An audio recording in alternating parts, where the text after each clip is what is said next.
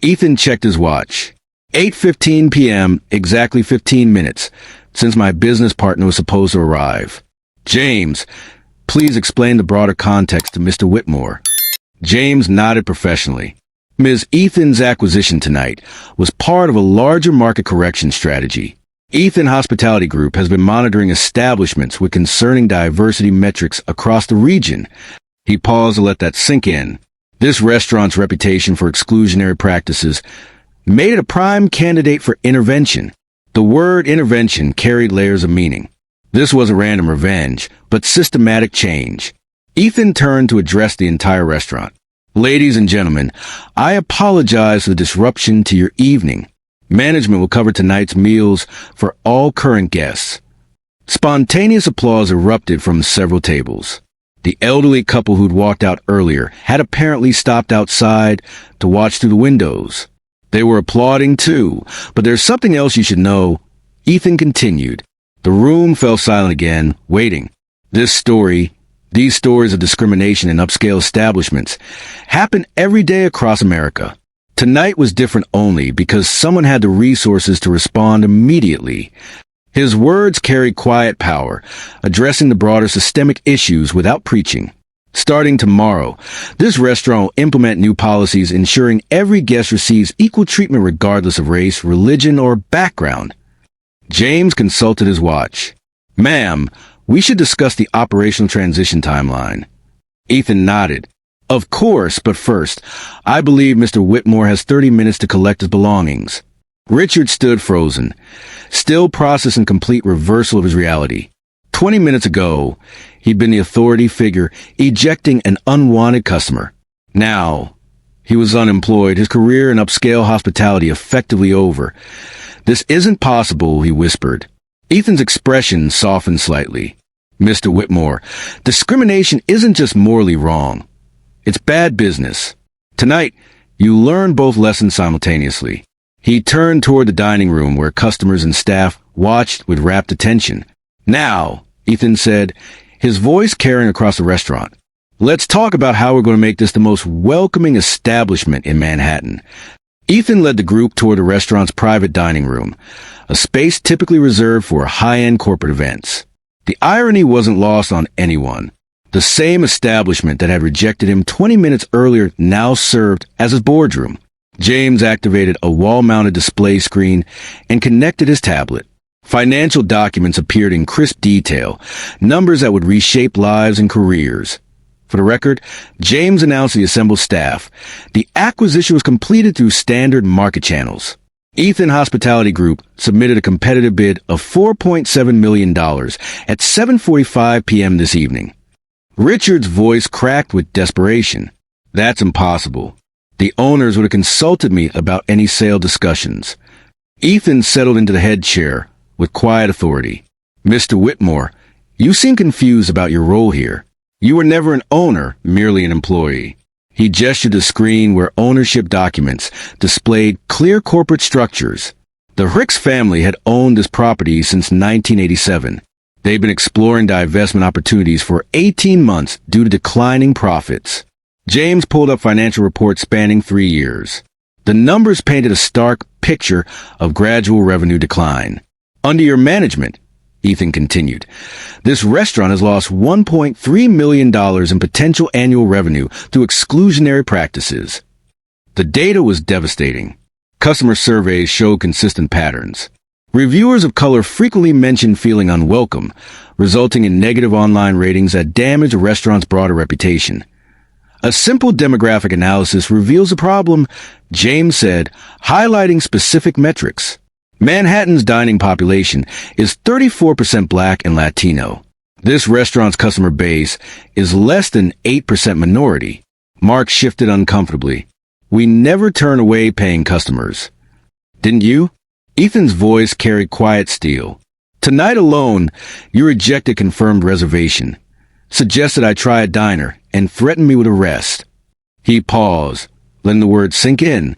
How many other potential customers received similar treatment over the past 12 years?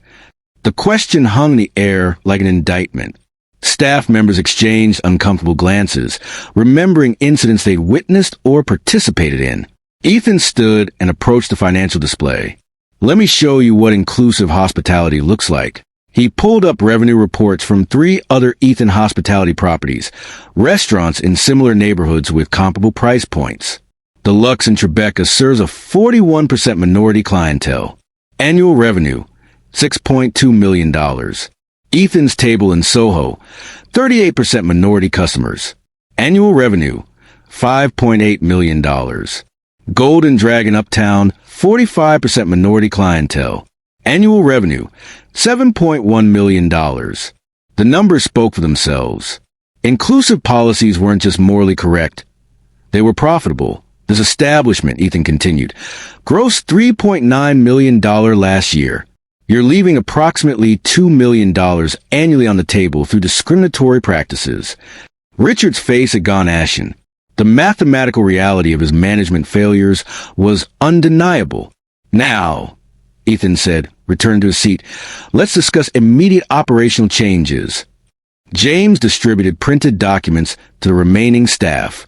The pages outlined comprehensive policy reforms that would transform the restaurant's culture. Effective immediately, all staff will undergo 40 hours of unconscious bias training, Ethan announced. This training is mandatory for continued employment. He looked directly at Mark, who was frantically reading his termination letter. Mr. Morrison, your discriminatory conduct tonight violated federal civil rights statutes, specifically Title II of the Civil Rights Act of 1964, which prohibits discrimination in public accommodations. Mark's hands shook as he read the legal language. I was just following standard procedures. Whose procedures? Ethan asked again. Show me the written policy that instructs staff to reject customers based on their race. Mark couldn't answer because no such policy existed in writing. The discrimination had been cultural, enforced through unspoken understanding and management example. James consulted his legal notes. Mr. Morrison, your statements tonight were recorded by multiple witnesses, suggesting that a customer try a diner based on their race constitutes clear discriminatory intent. The legal framework was solid. Ethan's team had documented everything carefully, building an airtight case. Here's what happens next, Ethan said, addressing the entire group. Mr. Whitmore and Mr. Morrison, you have 30 minutes to collect personal belongings and leave. Security will escort you from the building. He turned to Carlos, who still seemed stunned by his promotion. Carlos, your first assignment as head of security is ensuring they leave peacefully. Carlos straightened, finding his voice. Yes, sir. I understand. Ethan continued outlining the transition plan. All remaining staff will receive comprehensive review within 48 hours. Those demonstrating commitment to inclusive service will be retained with enhanced compensation. He pulled up salary charts on the display.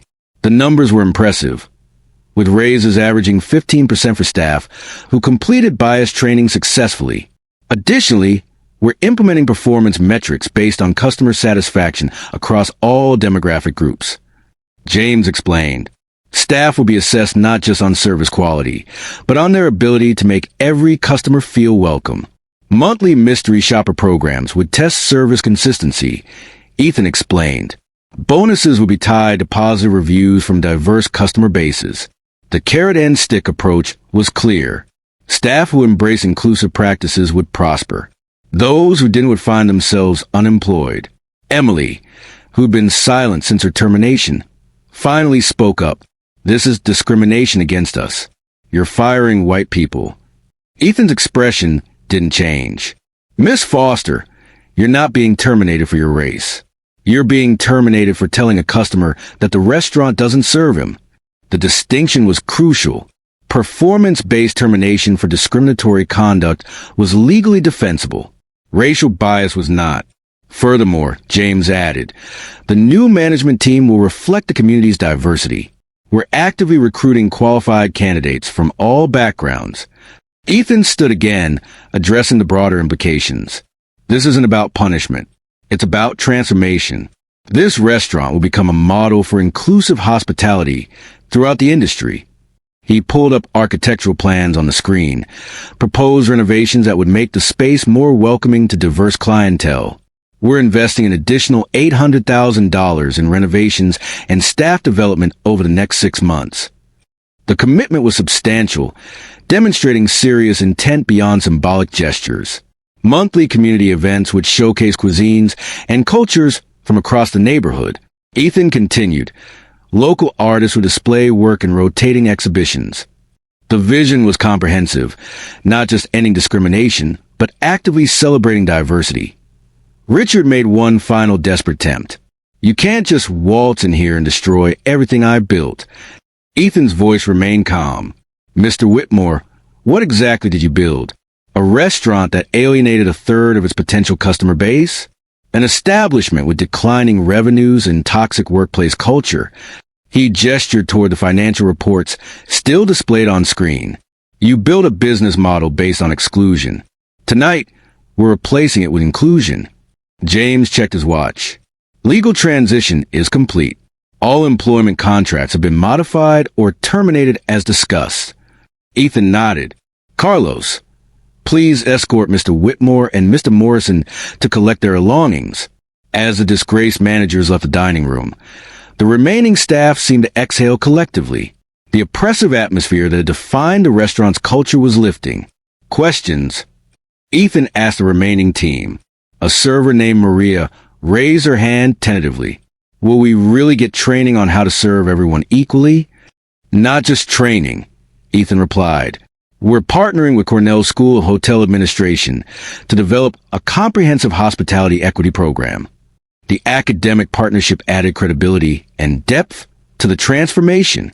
Additionally, staff would receive cultural competency education and language support for better customer communication.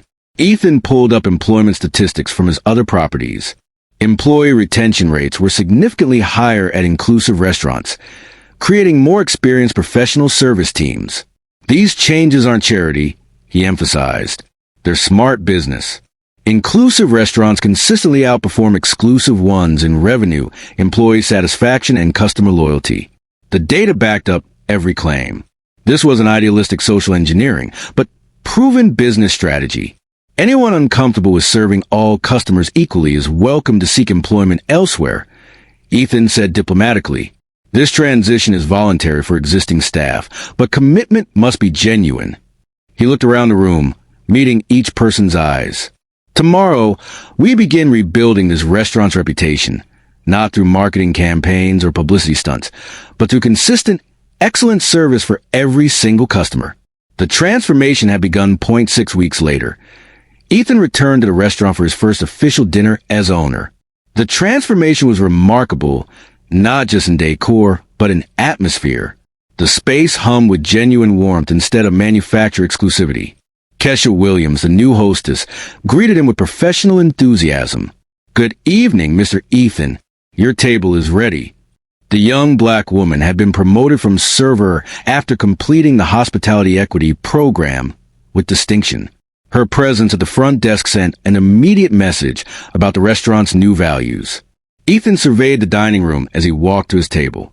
The clientele reflected Manhattan's true diversity. Families of various backgrounds enjoying special occasions. Business professionals conducting deals. Couples celebrating anniversaries. Carlos approached in his new head of security uniform, confidence replacing the uncertainty he'd seen that first night. Mr. Ethan, how are the new protocols working? He asked. Beautifully, Carlos replied. We've had 0 discrimination incidents since reopening. Customer satisfaction scores are up 47%. The numbers told the story better than any speech. Ethan's data-driven approach was producing measurable results. AT Table 12, the same spot where Sarah had live-streamed the original confrontation. A family was celebrating a grandmother's birthday.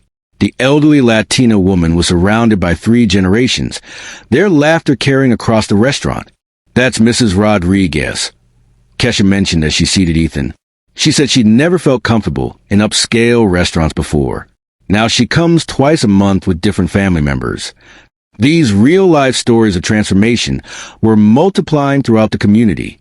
Word-of-mouth recommendations from previously excluded customers were driving significant new business. Ethan opened a redesigned menu, which now featured dishes representing the neighborhood's cultural diversity alongside traditional American cuisine. The Colombian ajiaco sat beside classic beef Wellington, both prepared by the expanded kitchen team. How's the staff transition progressing? Ethan asked Maria, his server from that first night. It's been incredible, Maria replied. The training wasn't just about bias. We learned about different cultural dining customs, dietary restrictions, communication styles. I'm a better server for everyone. Now, the comprehensive education program had exceeded expectations.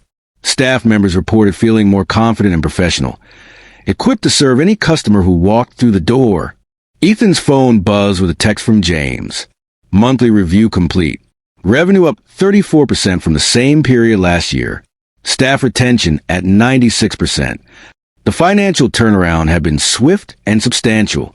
Inclusive policies weren't just ethically correct. They were dramatically profitable. During dessert, Ethan noticed a familiar face at the bar. Richard Whitmore sat alone, nursing a whiskey and staring at his former domain. Their eyes met across the room. Ethan approached his table with measured steps. Mr. Whitmore. Richard looked up with a mixture of shame and resentment. Congratulations. You got what you wanted. This was never about what I wanted. Ethan replied calmly.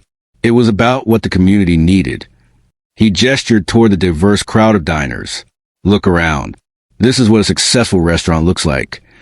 Richard followed his gaze, taking the vibrant atmosphere he'd never cultivated. I never meant to exclude anyone. Intent matters less than impact, Ethan said gently. But it's not too late to learn. He placed a business card on his table. Not his own, but for a hospitality consulting firm specializing in diversity training. When you're ready to rebuild your career, call them. Tell them I recommended you for their management rehabilitation program. The gesture surprised him. After everything that had happened, Ethan was offering a path forward rather than permanent exile. Why would you help me? Richard asked. Because transformation is possible for everyone, Ethan replied, including you. He returned to his table, where dessert was waiting. The chocolate souffle had been prepared by Jean-Claude, a Haitian pastry chef hired as part of the kitchen expansion. His addition had elevated the entire dessert program, while adding authentic Caribbean influences. As Ethan finished his meal, he reflected on the broader impact. The restaurant's transformation had inspired similar changes throughout the hospitality industry. Other establishments were proactively implementing bias training and diversity initiatives rather than waiting for intervention. The touching stories emerging from these changes extended far beyond one restaurant. Families were discovering new venues where they felt genuinely welcome. Young professionals of color were advancing in hospitality careers previously closed to them. Ethan's phone showed dozens of messages from other business owners seeking guidance on inclusive practices. The model he'd created was spreading organically across the industry. Mr. Ethan, Kesha approached with a tablet. The 9 p.m. reservation just arrived. The Ethan party of 8. Ethan smiled, recognizing the family name. His own extended family was joining him to celebrate the restaurant's official reopening and the success of the transformation. As his relatives filled the table, sharing stories and laughter in English and Mandarin, Ethan felt a deep sense of completion. This space that had once rejected him now embraced not just him, but everyone who sought genuine hospitality. The revolution was quiet but profound. One restaurant, one policy, one interaction at a time. 3 months after that transformative evening, Ethan's story had become something larger than one restaurant's redemption. The video of his revelation had been viewed over 8.7 million times across social platforms, inspiring countless discussions about discrimination in upscale establishments. Harvard Business School featured the Lux Bistro case study in their executive education program. The curriculum examined how strategic intervention could address systemic bias while improving business performance. Students analyzed Ethan's approach as a model for corporate social responsibility with measurable results. The restaurant industry felt the ripple effects nationwide. The National Restaurant Association updated their diversity guidelines, incorporating principles pioneered at the Lux Bistro. Over 200 establishments had implemented similar bias training programs, creating a movement toward genuine inclusivity. Ethan received speaking invitations from business schools, civil rights organizations, and hospitality conferences. His message remained consistent. Equality wasn't just morally imperative. It was financially smart. When businesses exclude potential customers based on prejudice, he told audiences they're not just harming individuals, they're sabotaging their own success. The personal impact stories continued multiplying. Sarah's original live stream had launched her career as a social justice advocate. She now worked with restaurants nationwide, conducting diversity audits and training programs.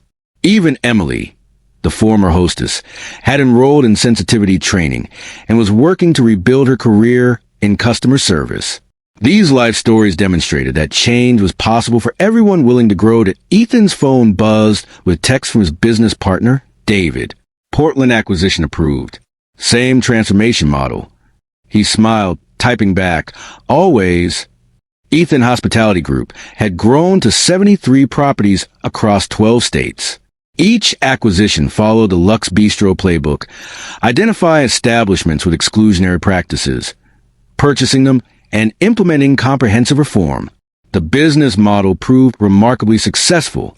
Inclusive restaurants consistently outperformed their previous discriminatory incarnations by 20 to 40% in revenue. Employee satisfaction surveys showed dramatic improvements in workplace culture and professional development opportunities. Ethan stood outside the original Deluxe Bistro, watching the evening crowd arrive. Young professionals, elderly couples, families with children, all backgrounds, all welcome with genuine enthusiasm. A teenage girl approached hesitantly. "Excuse me, are you Ethan?" "I am. My mom showed me your video. She said, you prove that one person can change everything." Ethan smiled, remembering his own moments of doubt and determination. Not one person. Many people choosing to do better, one interaction at a time. The girl nodded seriously. "I want to open a restaurant someday. Can I ask you something?" "Of course. How do you make sure you never become the person you once fought against?" The question revealed wisdom beyond the girl's years. Power could corrupt even those who'd experienced powerlessness.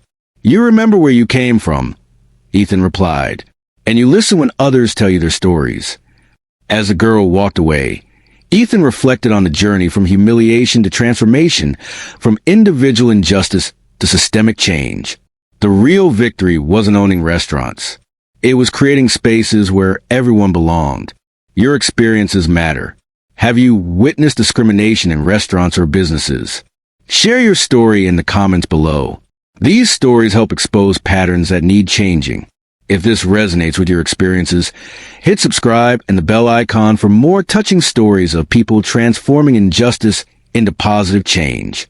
Share this video with someone who needs to see that strategic action can create powerful, lasting reform. Together, we can build a more inclusive world, one business at a time. What systemic changes would you implement if you had Ethan's influence? Let's discuss solutions that move beyond individual incidents to create industry-wide transformation.